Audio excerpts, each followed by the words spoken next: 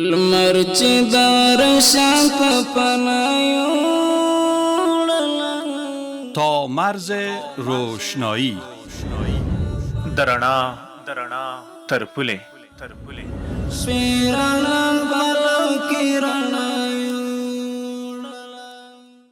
الله ربنا هو الإله له من الأسماء ما اصطفاه الواحد الحي كذا المليك والملك المالك لا شريك الله ربنا هو الإله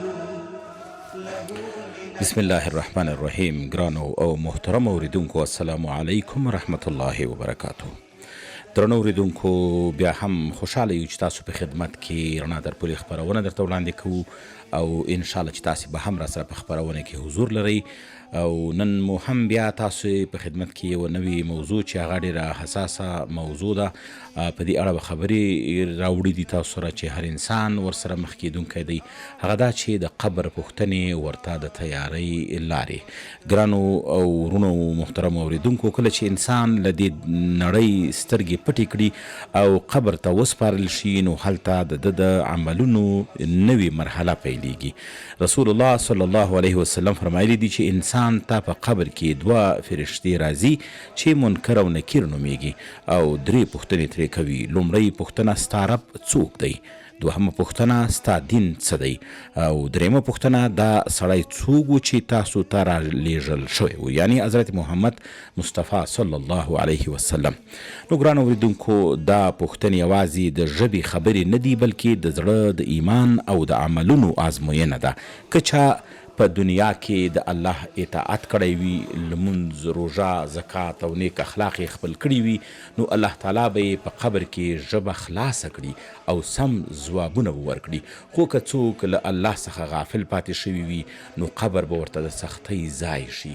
دا زموږ د نن ورځې د خپرونې موضوع ده چې انشاءالله زه او محترم کاشفي صاحب به په درته دا موضوع په تفصیل سره در وړاندې کړو او همدارنګه تاسې به هم را سره په دویمه برخه کې ګډون وکړئ او د موضوع په تړاو به را سره خپل نظریات، خپل هغه څه چې د قرآن او حدیثو په رڼا کې دي معلومات را سره شریک کړئ، تر هغو موږ او نور درانه اورېدونکي ورڅخه اعظمي ګټه پورته کړو. درنو اورېدونکو، تاسو دا خپرونه رڼا تر پولې د شریعت او ملي راډیوګانو له څپو څخه په 93 FM او 105.2 FM باندې را سره په ژوندۍ بڼه اورئ.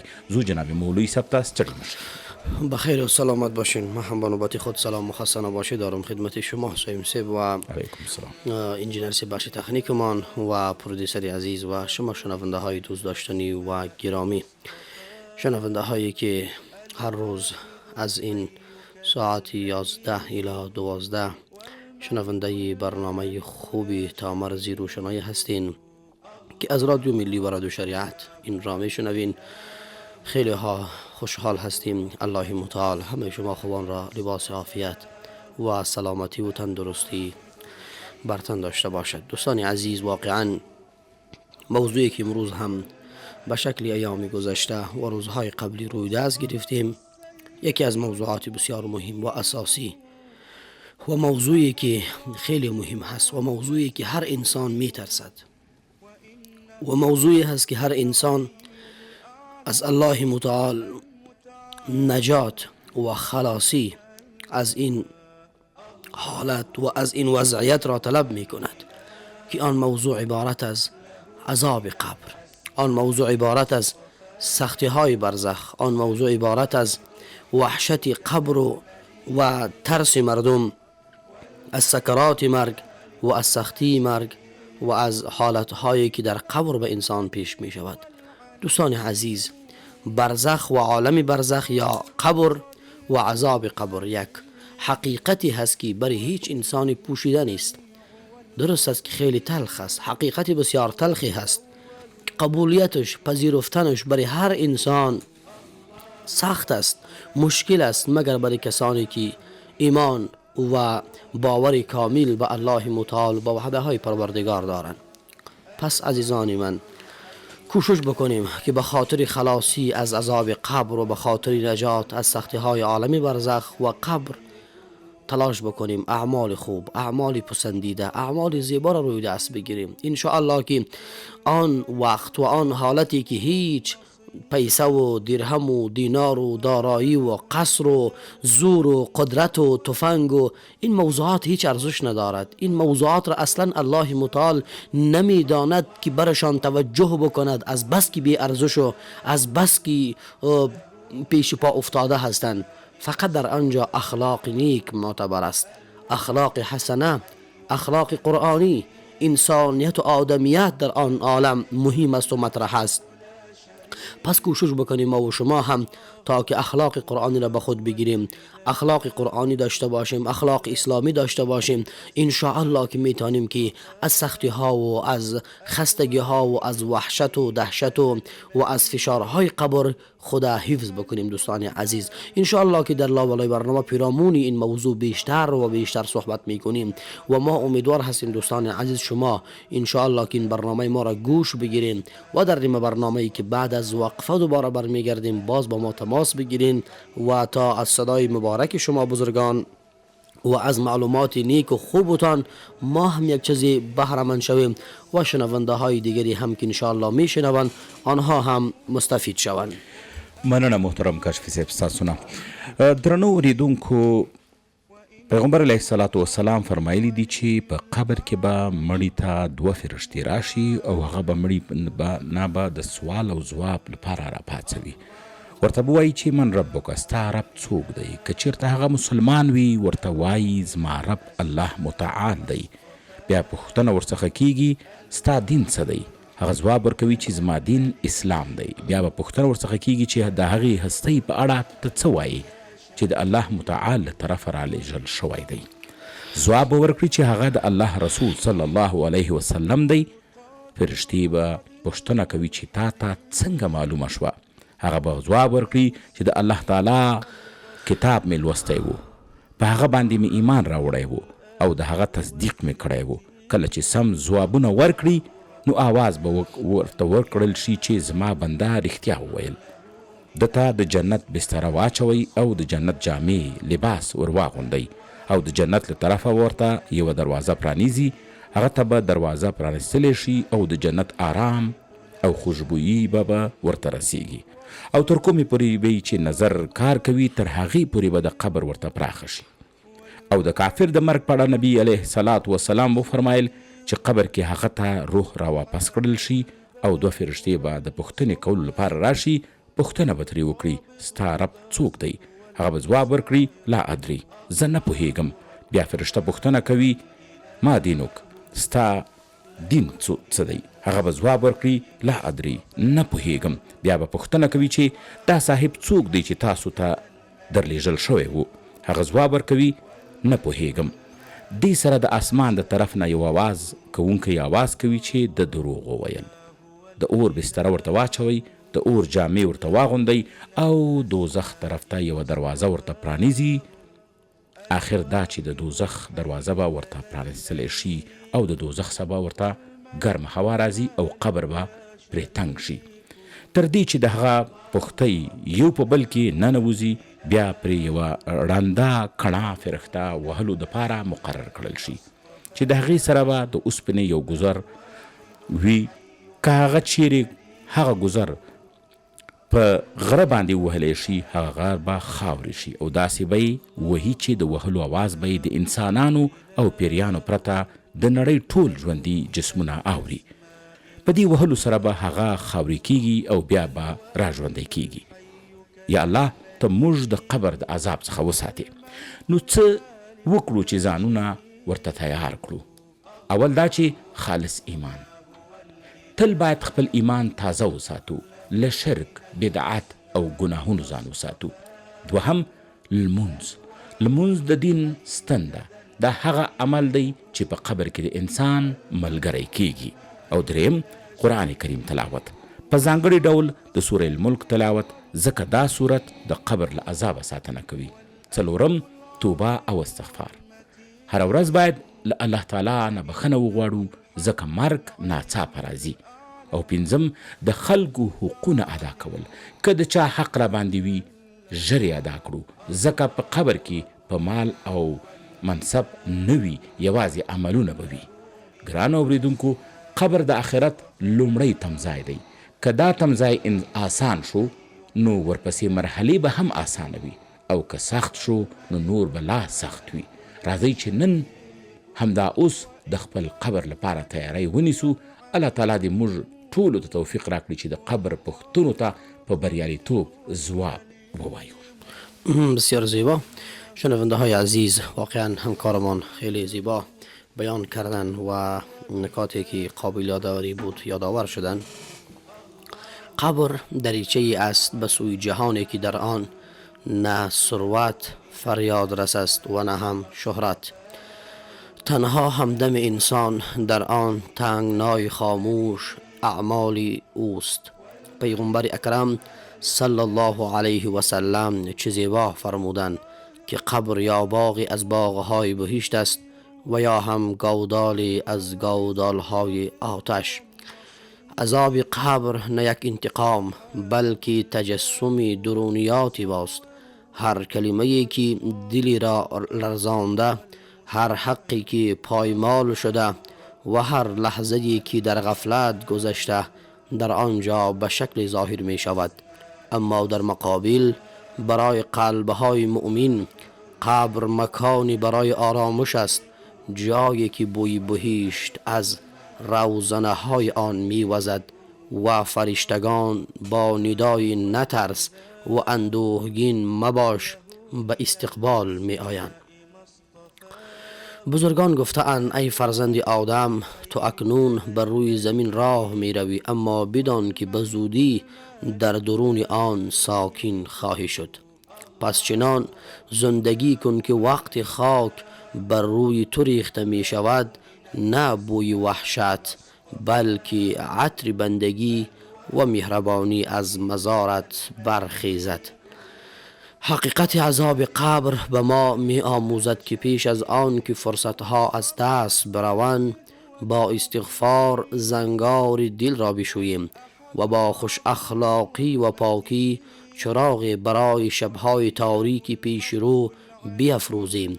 کسی که در دنیا با یاد خدا انس بگیرد در تنهایی قبر خدا را بهترین مونس خود خواهد یافت.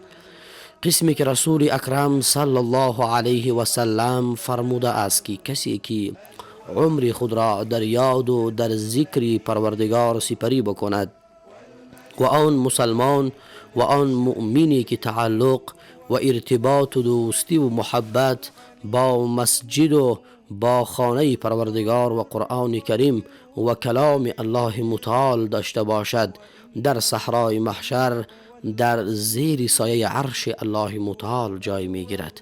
و در قبر هم که گذاشته می شود، قبر بسیار یک میدان وسیع و پهناور به این انسان قرار می گیرد و حتی هنگامی که فرشتگان و آن دو ملک نکیر و منکر به سراغ انسان می آیند تا این را از آن موضوعاتی که پرسان باید بکنن پرسان می کنن، این بنده خدا با آنها بیان می کند پس شوین که وقت نماز است. سبحان الله، این چقدر زیبا هست، چون انسان در دنیا با آن ارتباطی که با خدا داشتم و آن تعلق و محبتی که با خانه پروردگار داشتم، با راز و نیاز با الله داشته، در اینجا هم وقتی که از خواب بیدارش میکنن این دو ملک، این انسان فکر میکند که شاید نماز از ما رفته باشد و برای نماز ناوقت کرده باشم. انسان برای این دو ملک بیان میکند پس شوین یک طرف باشین که نماز خود را بخوانم تا که نمازم قضا نشود. دوستان عزیز، وقتی که یک انسان در زندگی خود در حیاتی که در دنیا دارد هر ارتباط و تعلق با هر چیزی که داشته باشد، اون را هم الله متعال در قبر به انسان نمایان می کند.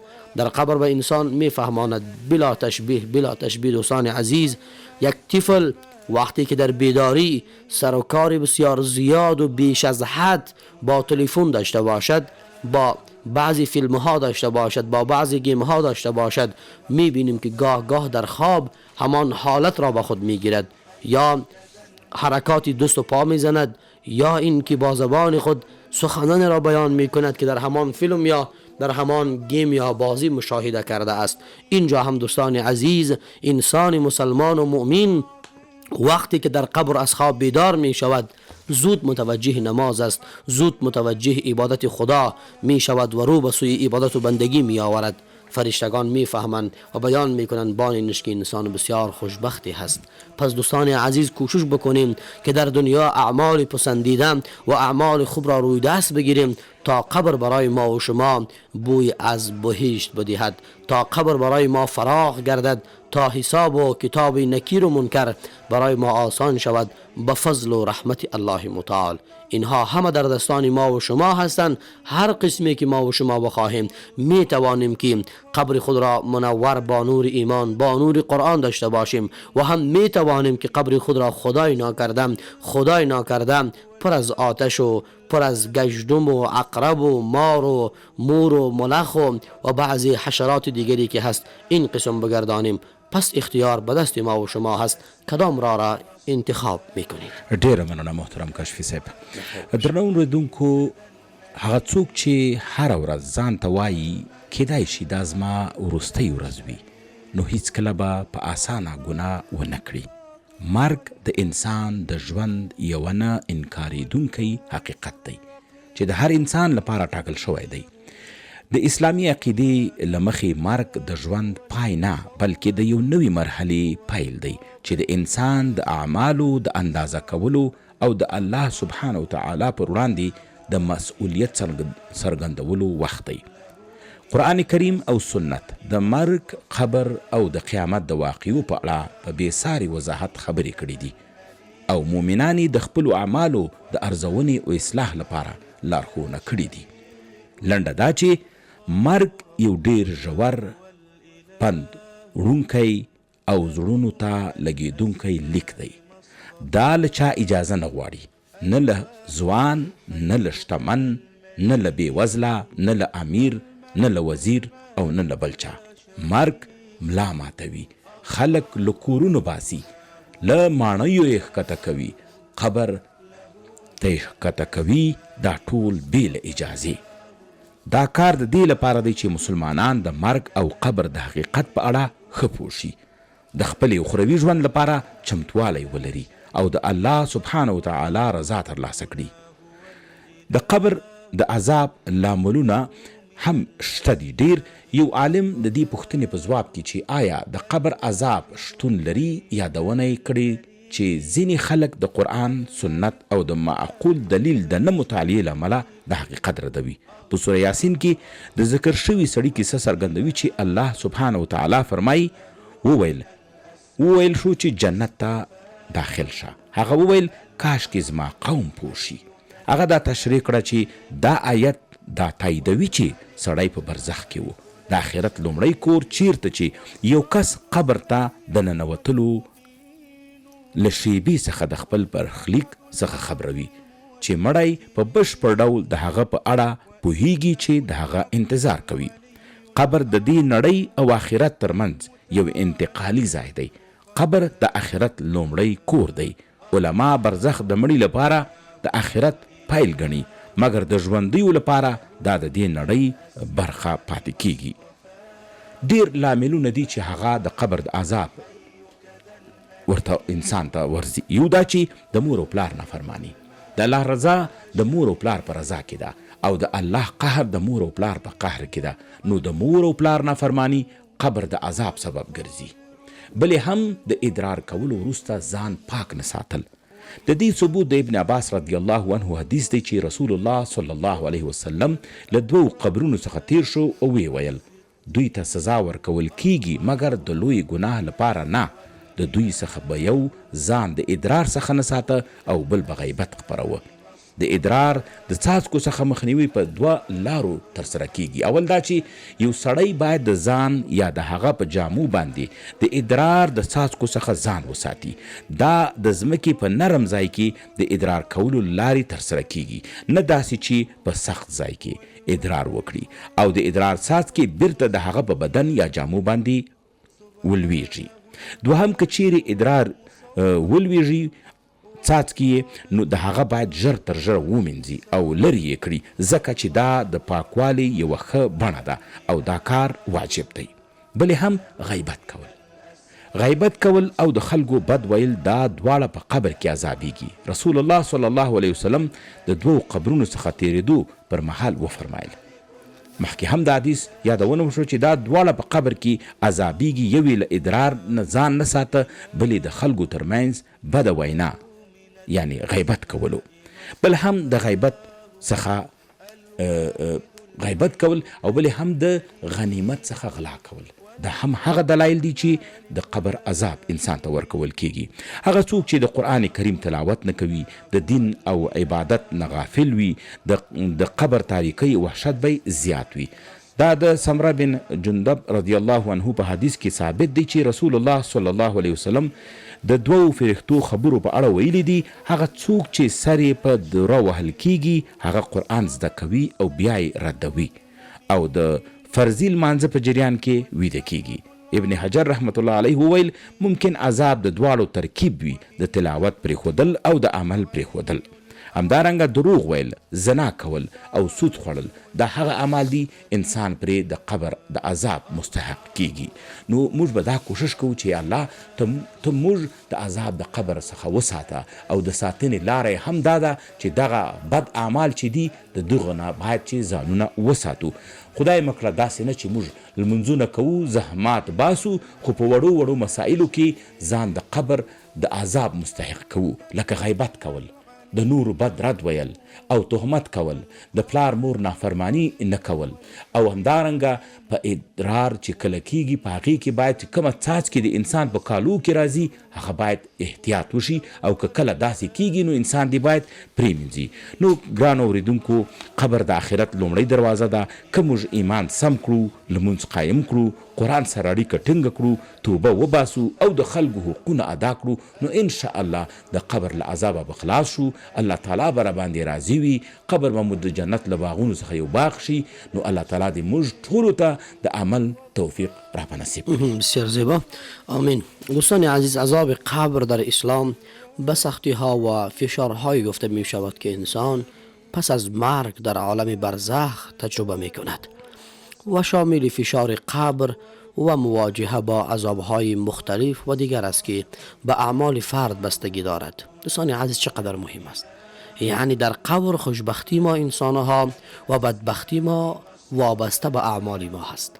هر قدر اعمال خوب داشته باشیم همان قدر در ناز و نعمت، و هر قدر اعمال بد داشته باشیم همان قدر در سختی و در بلاها و مصیبت ها گرفتار. برخی اعمال مانند دروغ گفتن، غیبت و ظلم موجب عذاب قبر می شوند، در حالی که قرآن کریم بیان می کند قرآن را زمزمه کردن، صدقه دادن و محبت کردن به اهل قرآن، به اهل دین، به علما و دوستی و محبت به خاطر پروردگار و دوری از خیانت و از ظلم و از بی‌انصافی و از خیلی موضوعات دیگر، اینها می توانند که از عذاب قبر ما را رهایی ببخشند و می توانند که جلوگیری بکنند از عذاب قبر رسیدنش به ما. و این عذاب شاملی حتی بعضی مؤمنین هم متاسفانه می شود. این چقدر خطرناک است دوستان عزیز. یکی از ماهیت های عذاب قبر دوستان عزیز، عالم برزخ. این عذاب در مرحله بین مرگ و قیامت، یعنی عالم برزخ یعنی قبر را گفته می شود که رخ می دهد و کیفیت آن بر ما به طور کاملا مشخص نیست دوستان عزیز. اینها موضوعات غیبی هستند که فقط ما ایمان داریم. الذين يؤمنون بالغیب، ما الحمدلله به غیبی که پروردگار برمان بیان کرده در قرآن کریم و رسول اکرم صلی الله علیه و سلم برمان گفتن، ما ایمان داریم، باور داریم، یقین داریم، 100% یقین داریم که آنچه که الله متعال برمان وعده کرده و آنچه که پروردگار ما را ترسانده، اینها همه یک روزی برمان پیش می شوند و یک روز مشاهده می شوند و یک روز دیده می شوند. پس کوشش بکنیم بنابر ایمانداری که داریم عزیزان، بنابر خدا ترسی و تقوایی که داریم، خوب متوجه اعمال خود باشیم که خدای ناکرده نشود الله متعال را ما برنجانیم، نشود خدای ناکرده که زندگی آخرت خود را تباه بسازیم. یک نکته دوستان عزیز خیلی مهم هست، فشار قبر هست. فشار قبر، ضغطة القبر، یعنی از مهمترین مصادیق آن است که گفته می شود بر همه وارد می شود، ولیکن بر بعضی ها بسیار خوش میگذرد، ولیکن بعضی ها را آنقدر فشار میدهد. ما و شما به بیهاجی هایی که داریم الحمدلله، مادر کلانانی که داریم، اینها قصه میکنن، سابق قصه میکردن که وقتی که انسان گناهگار در قبر گذاشته می شود، این قبر آنقدر نزدیک می شود که امین قبرگاه های انسان یکی به دیگر داخل میشه، استخوان وجود انسان یکی به دیگر داخل میشه.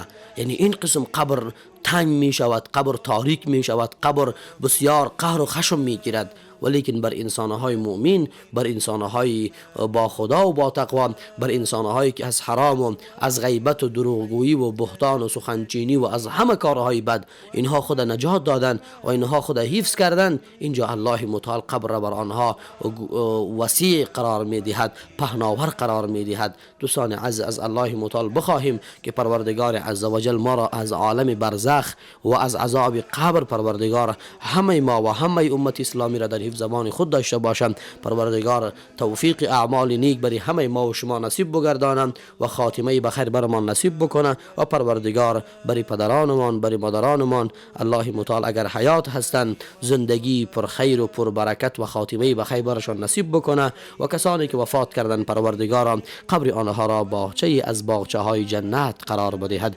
دوستان عزیز، رسیدیم به وقت وقفه، میریم یک وقفه کوتاه میگیریم و ان شاء الله بعد از وقفه زود برمیگردیم.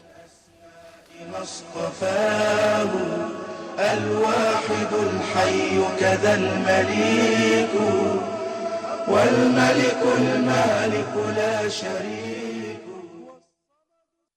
گر تو باشی بخانه چراغان این کاشانه، با خبر از دشمنان ای کی گوید. خواهر مسلمان، در یادگیری احکام دین مبین اسلام سالنگاری و تنبلی نکنید.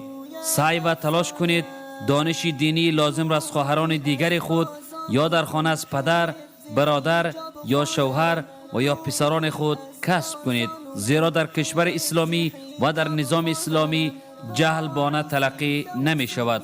ام المؤمنین حضرت بی بی عایشه صدیقه رضی الله عنها می فرماید زنان انصار زنان بسیار خوبی بودند، حیا آنان را از کسب علم در دین باز نداشت. از حضرت ابو سعید خدری رضی الله عنه روایت است که زنان به رسول خدا صلی الله علیه وسلم گفتند ای رسول خدا، در مورد شما مردان از ما قوی‌تر شده اند، هر وقت بخوان می توانند در مجلس علمی شما شرکت کنند و ما از آن محرومیم. پس روزی خاص را برای ما انتخاب کنید تا دانش لازم را از شما بیاموزیم. پس رسول خدا صلی الله علیه وسلم یک روزی را با آنان مشخص کرد و در آن روز آنان را نصیحت کرد و به کارهای خوب و شایسته دستور داد. امام بخاری رحمه الله این احادیث را نقل کرده است. بود حجاب خواهرم سرمایه این دنیا، بود حجاب خواهرم. از حضرت حارثه ابن وهب رضی الله تعالی عنه روایت است که رسول اکرم علیه السلام فرمودند آیا من برای شما بگویم چه کسی اهل بهشت است؟ هر آن کسانی که در برخورد خشن و مغرور نباشد، بلکه مانند ضعفا و فروتنان عمل کند و مردم او را ضعیف بدانند و رابطه او با الله چنین است که اگر به نام الله سوگند یاد کند خداوند جل جلاله سوگند او را کامل کند. و آیا من برای شما اهل دوزخ را نگویم؟ هر آدم خشن، بدخو و مغرور. الله ربنا هو الإله له من الأسماء ما اصطفاه الواحد الحي كذا المليك والملك المالك لا شريك. الله ربنا هو باز هم شنونده های عزیز بسیار خوش آمدین. انشاءالله که صحت سلامت باشین و الله متعال همه شما خوبان را همیشه سربلند و الله متعال خوشی ها را نصیب همه شما داشته باشم. دوستان عزیز، بعد از وقفه دوباره برگشتیم و در خدمت شما خوبان قرار داریم و ما هم و تلفن های ما هم دوستان عزیز انشالله با شماره های 020 23 10 742 و 070 23 10 742 انشالله دوستان عزیز شما تماس بگیرین و در مورد عذاب قبر، چیزی که واقعا خیلی وحشتناک است و چیزی که واقعا هر انسان مؤمن میترسد و به الله متعال پناه میبرد، کوشش بکنیم دوستان عزیز که به اعمال خیر و به اعمال خوب دست بزنیم و اعمال نیک را روی دست بگیریم و شما خوبان تماس بگیرین، چون این بخش از برنامه ما هم تعلق به شما دوستان دارد و با تماس شما و با شرکت کردن شما در این انشاءالله برنامه ما زیباتر هم می شود. ډیره مننه کاشف صاحب. درنو اوریدونکو، واقعا دا موضوع ډیره مهمه موضوع ده او هر یو زموږ د ستاسې باید دې دپاره آمادګي ولرو او دا ځکه دا مرګ داسې یو شی دی چې دا تا ته په احوال نه درځي، یعنی داسې یو حالت دی چې د یوه سیکنډ بعد هم سړی د دې تضمین نشي کولی چې زه به ژوندی یم که به نه یم. که بعضې خلک خو په دې فکر کې دي چې زه ځوان یم، جوړ یم، صحتمند یم، په کور یم، خو که خدای مکړه د الله تعالی عذاب راشي نو بیا داسې یو زلزله چې په یوه دقیقه او ثانیو کې په سلهاو خلک د خاورې لاندې کوي. نو انسان باید چې هره دقیقه، هره ثانیه، هر وخت ځان آماده مرګ ته وساتي او کوشش دې وکړي چې د خپل اعمال ښه کړي، په اوداسه دې وګرځي او خلکو ته د ښه نیت او ښه اراده ولري، د غیبتو د خلکو د حق د خوړلو څخه دې ځان وساتي. که چیرې د انسان عاجز دی، داسې ګناه د لاسه شوي، ترسره شوي د ده څخه، نو په کار دا چې انسان الله تعالی ته رجوع وکړي، الله تعالی ته توبه وباسي او که چیرې د خلکو د اعمالو په هکله یې ناغېړۍ کړې وي ورڅخه بخښنه وغواړي او بخشش ورسره وغواړي، ځکه موږ مسلمانان یو، په دې ایمان لرو چې د دې ټولو پوښتنه به موږ څخه کیږي. زو د لومړۍ اړیکه به راواخلو چې زموږ کوم ورور دی. السلام علیکم ورحمت الله وبرکاتو. السلام علیکم ورحمت الله وبرکاتو. محترم خوب هستین؟ بخیر هستین؟ بخیر و سلامت باشین برادر عزیز، انشالله شما هم صحت و عافیت باشین. حبیب رحمان جلال هستم از ولسوالی چرخ. جلال صاحب گرامی، انشالله که به برنامه خودتان بسیار خوش آمدین، انشالله که فامیلای محترم برنامه قشنگ و زیبا هر وقت ما برنامه شما را گوش میکنیم. الله متعال شما را عزتمند داشته باشه. مهربانی. برای قبر گفتیم قبر خیلی سخته، همیشه درباره قبر شما بگم اجازهتون باشه. مهربانی. یا من به دنیا فشتغل یا من به دنیا فشتغل قدر غوت العمل اولم یزل فی غفلت حتی دنام الاجل الموت یاتی بغدتن والقبر صندوق العمل. قبر که صندوق عمل است. خدا شما را کل مسلمان را توفیق بده که اول قبر ما که خوش باشه کل جو کارای ما خوش باشه. بخیر سلامت باشیم برادر عزیزمان، بسیار زیبا بیان کردن. واقعا دوستان عزیز، مرگ یک هو به سراغ می آید. گفته بعضی ها آمدن به نوبت است ولیکن رفتن به نوبت. متاسفانه که طفل و جوان و نوجوان و پیرمرد و مریض و جور و صحت و سالم و پیسدار و غریب و فقیر، اینها هیچ مطرح به نزد مرگ نیست. هر کدام که برابر شد و وقتش پره شد، اجلش آمد، او به خیر رخصت می شود. پس کوشش بکنیم با دستان پر رخصت شویم دوستان عزیزم. بعضی بزرگا بیان میکنن که انسان مسلمان و مؤمن قسمی باید باشد وقتی که تولد می شود با گریه، وقتی که به طرف قبر برده می شود با لبخند برود.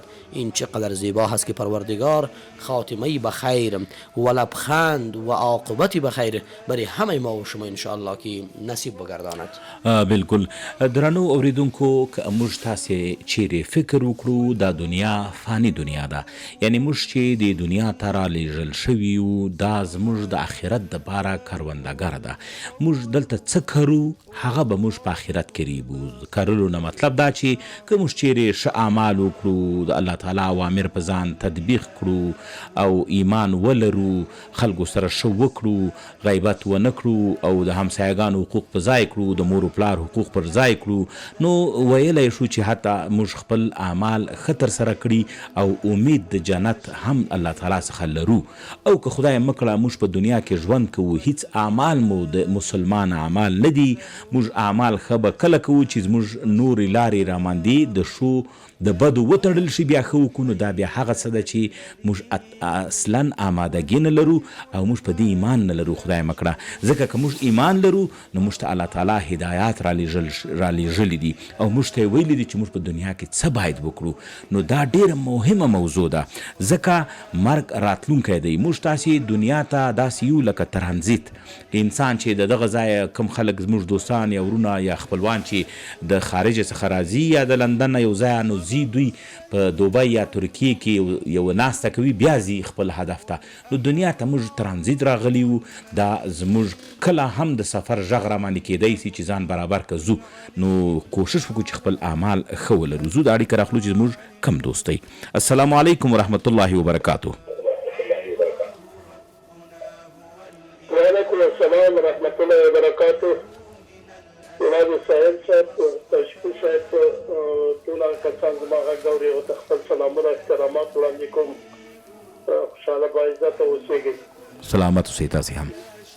خیر اوسې. موضوع پر راځي عالم برزخ وایي هغه ځای ته ویل کېږي چې انسان کله مړ شي او هغه په قبر کې کېښودل شي بیا به تر قیامته پورې په هغه ځای کې دی پروت چې دغه ځای ته عالم برزخ ویل کېږي. حضرت محمد صاحب ویلي دي چې قبر د جنت د باغچو یوه باغچه ده او د دوزخ له کنده یوه کنده ده. بېشک نکیر و منکر هغه دوه ملکې دي چې لومړی د فتواو ځواب کوي، بیا د مذهب پیغمبر پاک او د هغه څه چې د انسان سره مخامخ دي هغه پوښتنې ترېنه کېږي.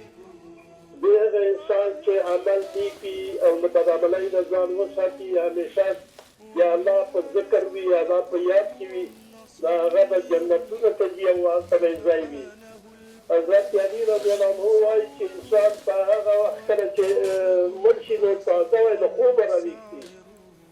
ځینې علما وایي چې جنت یې دوو اسمانونو د پاسه د عرش تر سوري لاندې دی، او ځینې وایي چې جنت یو معین ځای نه لري، هغه د الله ته معلوم دي، بل چا ته نه معلومېږي.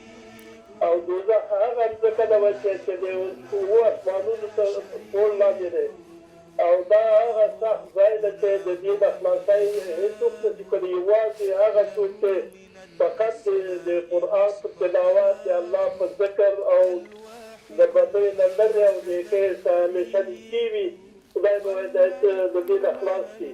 بېشک په پای کې محترم انجینر صاحب فرید، سلطاني صاحب، عیاض صاحب، ډاکټر صاحب خلیل سردار، نابینا صاحب، رحیمي صاحب، ډګروال صاحب غمخوار، هاشمي صاحب، مدثر صاحب، هغه زما غږ اوري، خپل سلامونه ورته وړاندې کوم. خوشحاله او باعزته اوسېږئ. السلام علیکم ورحمت الله وبرکاتو. علیکم السلام محترم استاد عبدالله، ډیره مننه تاسې نه. زو دا بل اړیکه راخلو چې څوک دی. السلام علیکم ورحمت الله وبرکاتو. السلام علیکم. وعلیکم السلام ورحمت الله وبرکاتو. جناب مولوی صاحب محترم کاشفی او همکارای شما محترم مولوی صاحب سلام تقدیم می‌دارم. بخیر سلامت باشین. علیکم السلام. انشالله شما هم صحت و سلامت باشین. از موضوعی که انتخاب کرده جناب محترم کاشفی صاحب یک جهان تشکر که قلب‌های ما را منور می‌سازی با لطف او کلام پروردگار. الله متعال شما را عزتمند داشته باشه. رب العالمین می‌فرماید اعوذ بالله من الشیطان الرجیم بسم الله الرحمن الرحیم يا أيها الذين آمنوا اتقوا الله ولتنظر نفس ما قدمت لغد واتقوا الله إن الله خبير بما تعملون. سبحان الله. ای کاش که پروردگار ما مسلمانان را صرف رحمتش که بالای ما شده که مؤمن مسلمان داره، خداوند از مؤمن بودن لباسی که در تن ما خداوند ما را مستفید بسازه. آمین. مولوی صاحب محترم رب العالمین میفرماید به حضور شما بیادبی هم میشود. خواهش میکنم. یا ایها الذین آمنوا کسانانی که شما ایمان آوردید واتقوا الله بترسی از پروردگاری که شما را پیدا کرده و زمین و آسمان پیدا کرده است ولتنظر نفس ما قدمت لغد نظر کنی نفستان را ما قدمت لغد که دین تو چی بودی واتقوا الله پروردگار است ان الله خبیر بما تعملون همه چیزا گواه کدام عمل کنی کنی از اعمال از خوب خداوند ان بردخ ما و شما را روشن بسازه خداوند ایمان کامل نصیب ما بگرداند ان یک دو بیت از اجازه مبارک شما باشه بعد تقدیم کنم. مهربانی استاد جان مهربانی.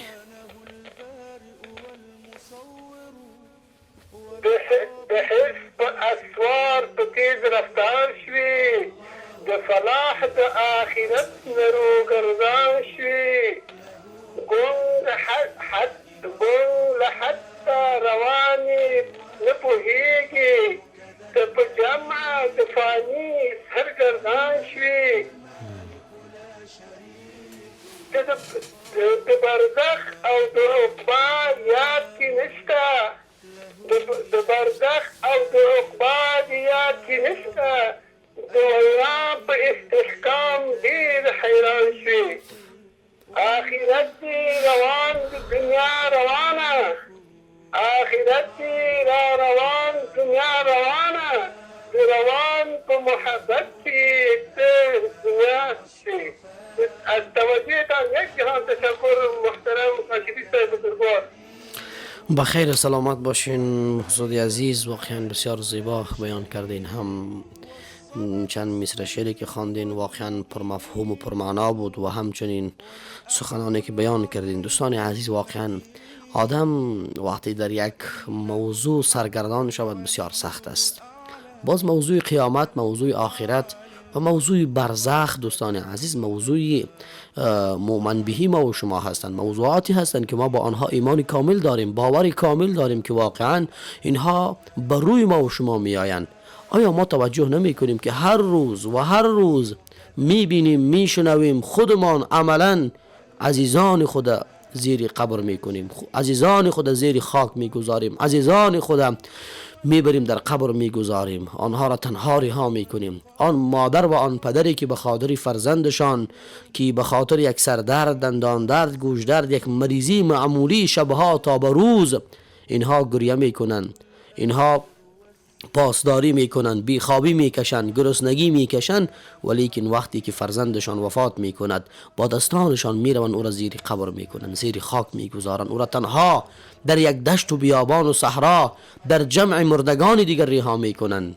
پس دوستان عزیز این همان باوری هست که ما را این قسم ثابت نگاه میکنه، این همان باور و اعتمادی هست که الله متعال در قلب ما و شما آورده و ما تحمل کرده میتونیم که واقعا این حق است. پس دوستان عزیز به خاطر این حق و به خاطر آبادی در قبر و به خاطر راحتی در قبر بیاین که اعمال خوب و اعمال زیبا را روی دست بگیریم. دوستان عزیز میریم در این بخشی هم بازم یک وقفه کوتاه میگیریم، انشاءالله بعد از وقفه باز هم زود برمیگردیم.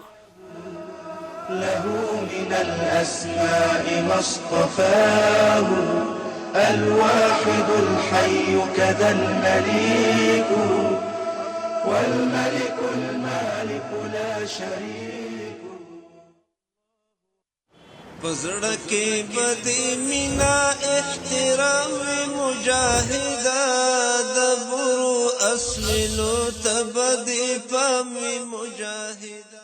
مجاهد وروره، نژاد، قوم، سمت او ژبپالنه هغه مهلک امراض دي چې د مسلمانې ټولنې د هلاکت او بربادۍ سبب ګرځي او له هیڅ یو مجاهد سره نه ښایي چې د دغو عصبیتونو ناره پورته کړي. له حضرت جابر رضی الله عنه څخه روایت دی چې موږ له رسول الله صلی الله علیه وسلم سره په یوه غذا کې وو. د یو مهاجر او انصاري صحابي ترمنځ شخړه راغله. انصاري انصارو ته غږ وکړ او مهاجر له مهاجرینو د مرستې غوښتنه وکړه. رسول الله صلی الله علیه وسلم چې دا قصه واورېده ویې فرمایل په تاسې څه سوي دي چې د جاهلیت نارې وهئ؟ هغوی ورته وویل یا رسول الله یو مهاجر صحابي یو انصاري صحابي وواهه. رسول الله صلی الله علیه وسلم ورته وفرمایل دا د عصبیت نارې پرېږدئ ځکه دا بوینې او مردارې دي. د دې حدیث روایت متفق علیه دی. پزړه کې بدی مینا احترام مجاهدا دبرو اسمنو تبدی پامی مجاهدا. حجاب مسلمان خورې حجاب بندیز نه دی بلکې دا د عزت جامه ده. دا د هغې لارې نښه ده چې الله جل جلاله ټاکلې ده، نه د خلکو فشار. څنګه چې یو ګران بیه ګاڼه پوښل کیږي همداس حجاب تا خوندي ساتي، درناوی درکوي او ستا ایمان ښکاره کوي. حجاب یو اسلامي امر دی، نه یو دروند بار، بلکې دا ستا د وقار تاج دی. درنې خورې په مراتولو کې محتاطه اوسه. ځان ساتل پیشن با ایمان خوراکه، ځان پټ کړه په حجاب کې مسلمان خوراکه، ځان پټ کړه په حجاب کې مسلمان خوراکه. الله ربنا هو الإله له من الأسماء ما اصطفاه الواحد الحي كذا المليك. بیا هم ستړي مشئ محترم او درنو اوریدونکو، رڼا تر پلې خپرونې ته چې په ژوندۍ بڼه یې ملي او شریعت غږ راډیوګانو له څپو څخه راسره راوړئ. زو د دغه ورور اړیکه به راواخلو چې څوک دی. السلام علیکم ورحمت الله وبرکاتو. السلام علیکم ورحمت الله وبرکاتو. شاعر صاحب عزیز، کاشفی صاحب عزیز، سلامت رحمت به شما تقدیم می‌دارم. علیکم سلام جناب غمخوار صاحب، باز هم خوش شدیم که صدای مبارک شما را داریم. انشالله که صحتمند بوده باشین انشالله.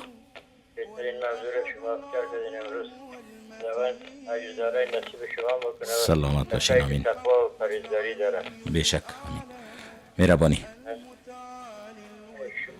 کاشفی صاحب عزیز، شاعر صاحب، ببینیم یک کسی که فوت میشه اگر جنتی باشه هیچ وقت دیگه دایی نمیه که چه رقم نگاه داشت شود در خانه.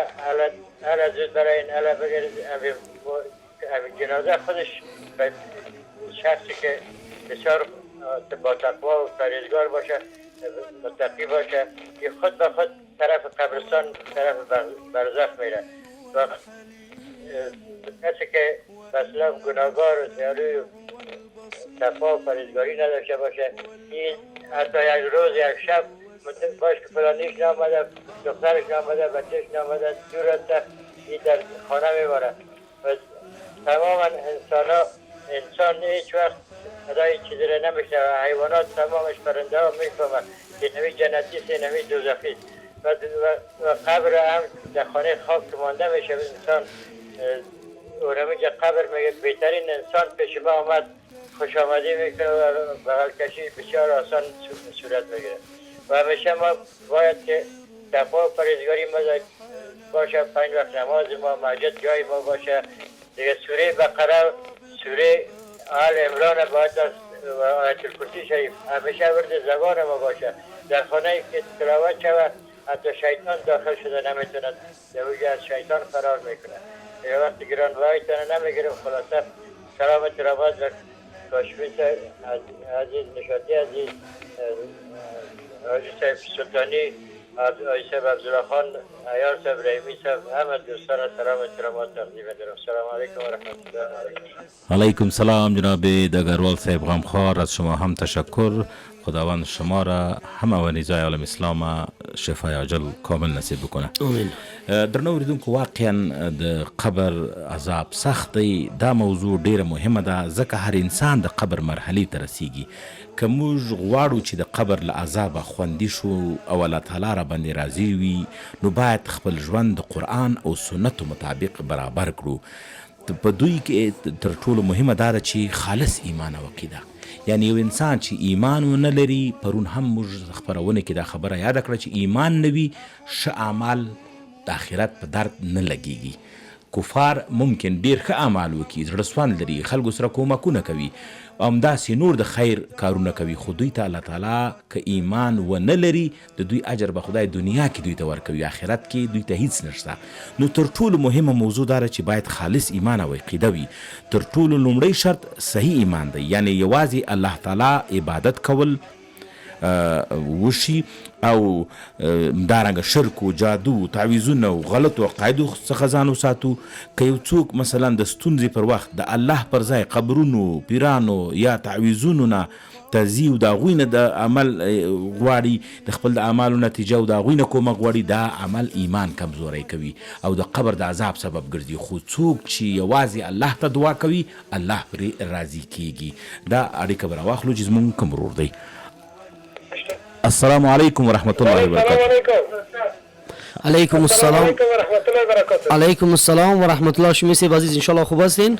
زنده باشید. صدمتتان از رو میخوام کارا کنگی خوب است. قربان شما، الله متعال شما را سلامت داشته باشه. شما سی عزیز مهربانی. زنده باشید. استاد مختار وقت برنامه کم از موضوع شما سر عذاب قبر است دیگه. بالکل بله.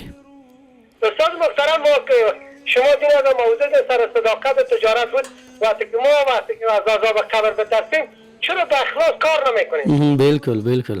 به اخلاص کار نمیکنیم. وقتی شما میگن عذاب قبر سخت است، عزیز است، همین دکتر صاحب که ما شما میریم در کار خود صادق باشن، یک مسلمان که معاینات کار نداره به اون معاینات نشته میکنن. کدوم ما وقتی که ما از عذاب قبر میدازیم این کارا نکنیم؟ یا تجار ماست وقتی که یک راه بند شده شود و از عذاب قبر چیزی بترسه چرا نرخ خدا بالا میبرن؟ ما وقتی که نه از عذاب قبر نمیدازیم، از آخره نمیدازیم، دنیای خدا خوش داریم. اینی که وقتی ما وقتی که یک مسلمان یک گپ میزنیم کل ما شما الحمدلله عمل کنیم. وقتی که عمل نداشته باشیم گفتار زیاد است، عمل باشه، عمل بالاتر است.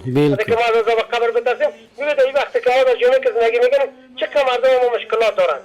دیگه مشکلات وقتی که ما رای حل شدیم میخوایم که ما از آخرت نمیترسیم. دیگه وقت شما روز شما بخیر. خدا حافظ. بخیر سلامت باشین حضرت هاشمی صاحب عزیز. دوستان عزیز، حضرت سعد بن معاذ رضی الله تعالی عنه از جایگاه بسیار بالایی که برخوردار است ما شما هم میدانیم. وقتی که در قبر گذاشته می شود پیغمبر صلی الله علیه و سلم فرمود او دچار فشار قبر شد. سبحان الله.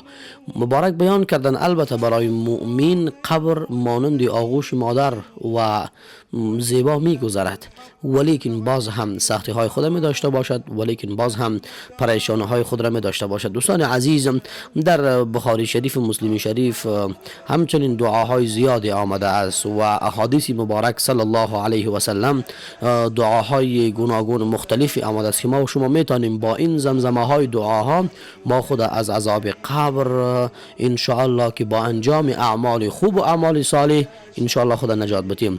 اللهم إني أعوذ بك من عذاب جهنم ومن عذاب القبر ومن فتنة المحيا والممات ومن فتنة المسيح الدجال وهمچنين اللهم إني أعوذ بك من عذاب القبر همچنین اللهم اینی اعوذ بک من الکفر والفقر و عذاب القبر. یعنی این دعاهایی هست که ما میتونیم دوستان عزیز با الله متعال از سختی ها و پریشانی های روز قبر و صحرای محشر و برزخ و با الله متعال پناه ببریم و زیاد دعای چرا بخوانیم دوستان عزیز. اللهم ربنا آتنا فی الدنیا حسنه و فی الاخره حسنه و قنا عذاب النار. ان شاء الله که لطف خدا شامل حال ما و شما میشه. ډیره مننه جناب کاشفی صاحب د خبرونو بالکل اخري شی دی زه به هم د جناب هاشمی صاحب خبره تایید کم. راځي که غواړو چې آخرت مو ښه شي عذاب قبر ونه لرو اعمال وکړو تر هغو چې خپل اعمال جوړ نه کړو په هیڅ هم نشو خلاصېدلی ایمان او نیک اعمال. تر بلې خپرونې اجازه راکړئ خوشحاله شیبې ولرئ. الله ربنا هو الإله له من الأسماء ما اصطفاه الواحد الحي كذا المليك والملك المالك لا شريك. الله ربنا هو الإله له من الأسماء ما اصطفاه الواحد الحي كذا المليك والملك المالك لا شريك. الله ربنا هو الإله له من الأسماء ما اصطفاه الواحد الحي كذا المليك والملك المالك لا شريك. الله ربنا هو الإله له من الأسماء ما اصطفاه الواحد الحي كذا